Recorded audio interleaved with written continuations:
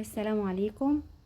النهاردة اليوم بتاعنا يوم عالمي، يوم الشوي، يوم البيكنيك. البيكنيك بالتركي يعني نزهة. آه فالنهاردة بقى احنا عملنا نزهة، بس عملناها في البلكونة.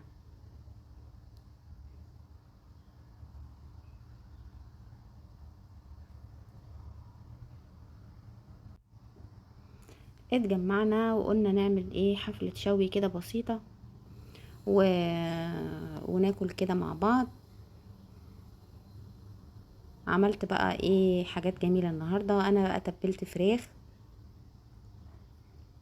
تبلتها تتبيلة خطيرة جميلة جدا، هتعرفوها بقى كمان شوية.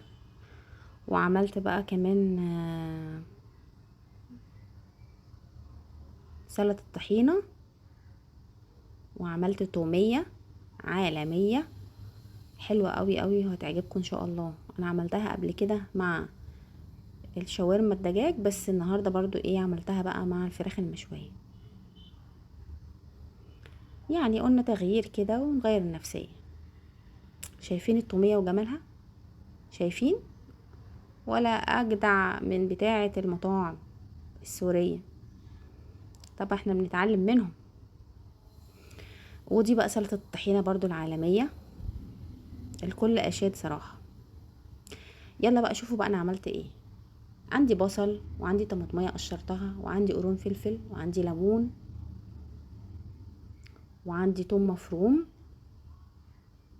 دي كلها الحاجات اللي انا حطيتها عشان اعمل تتبيلة الفراخ المشوية. حطي كده حبة توم حلوين، لان طبعا انا كنت عاملة كمية فراخ يعني كبيرة، يعني مش كبيرة قوي، يعني 4 فرخات تقريبا. حطيت بقى هنا عسل ابيض، وحطيت بقى شوية كركم وفلفل اسود وبابريكا وقرفة وبهارات فراخ وبصل بودر وتوم بودر وورق لورا وزعتر وريحان وشوية زيت وشوية خل، وطبعا عصرت ليمون. اضربي بقى كل ده مع بعضه في الخلاط، نعميه بقى حلو كده كويس. والتتبيلة الخطيرة دي كانت رائعة.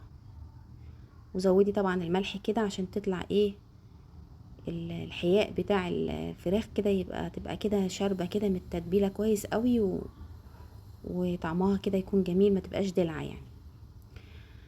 حطيت بقى الخلطة بتاعتي الخطيرة دي على الفراخ، وبعدين قلت لا، ده انا عايزة ايه، اشققها كده عشان خاطر التتبيلة تخش في الفراخ بسرعة.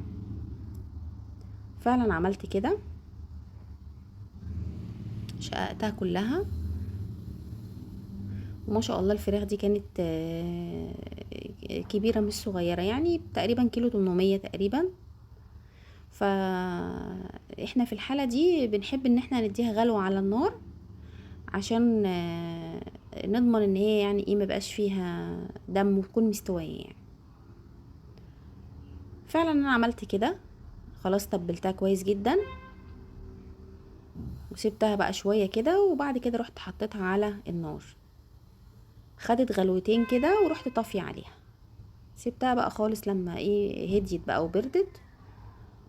وهنا اهو بوريكم اهوت لما كانت على النار تاخد كده غلوتين كده ولا حاجة، بحيث ان انتي ما تشوفيش دم فيها وانتي بعد ما تشويها. هنا بقى بجهز سلطة الطحينة. عندي هنا فلفل اخضر مهروس، وعندي كمون، وعندي كزبرة، وعندي الطحينة طبعا بتاعتي، وعندي عصير ليمون والملح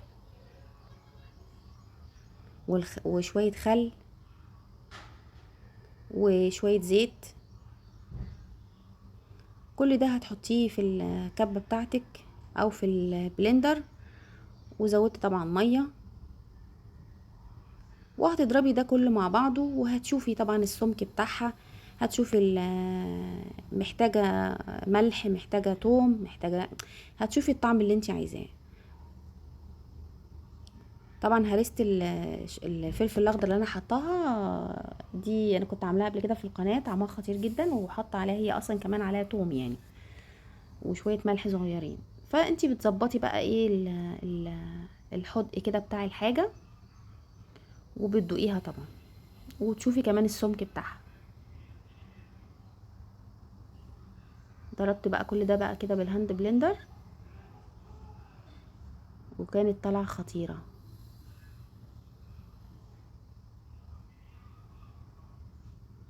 حطيت بقى في برطمانات كده عشان احافظ بقى ايه عليهم، على ايه ما نتجمع وناكل. عملت بقى دلوقتي التوميه، حطيت نشا على شويه ميه وحطيتهم على النار. بفضل اقلب فيها كده لغايه لما الاقيها النشا خلاص استوى. لما لقيت ان النشا كان كتير والميه قليله، فزودت ميه كمان، او ممكن تزودي حليب، ما فيش مشكله يعني. هنا بقى بحط في الكبه بتاعتي او في الخلاط، حطيت بقى الاول حليب، وبعد كده هضيف النشا اللي هو المستوي ده، واحط شويه خل اهو، وبرضه هحط عصير ليمون. حاولي ما تكتريش الحاجات اللي انتي بتحطيها قوي، يعني الخل او عصير الليمون او الملح والحاجات دي، والثوم ما تحطيش كتير، لان انتي هتضربي الاول وتشوفي الحاجه. وحطيت طبعا زيت، كل ده الاول، حط كل الحاجات ديت، بعد كده ضربتها في الكبه بتاعتي او في الخلاط، وهشوف السمك بتاعها.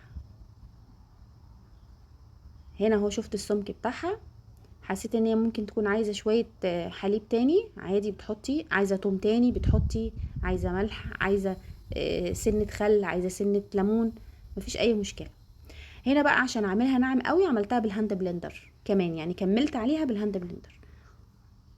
طلعت بقى ما شاء الله خطيره، جميله جدا جدا جدا. وده كان الشكل النهائي ليها، والطعم روعه. بس كده، واتجمعنا وجهزنا الفحم وشوينا بقى في البلكونه.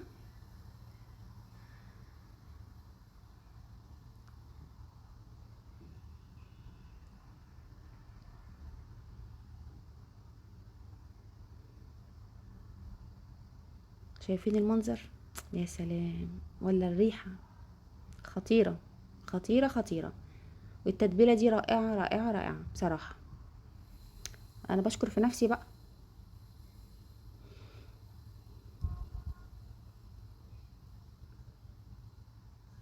جربوها ان شاء الله باذن الله، وان شاء الله تعجبكم. واسيبكم بقى تتفرجوا على بقية الفيديو. بس انا نسيت برضه اوريكم حاجة، ان بنت اخويا برضه ايه، ربنا يبارك فيها يا رب، ويكرمها كده بمجموع كبير في الثانوية العامة ان شاء الله.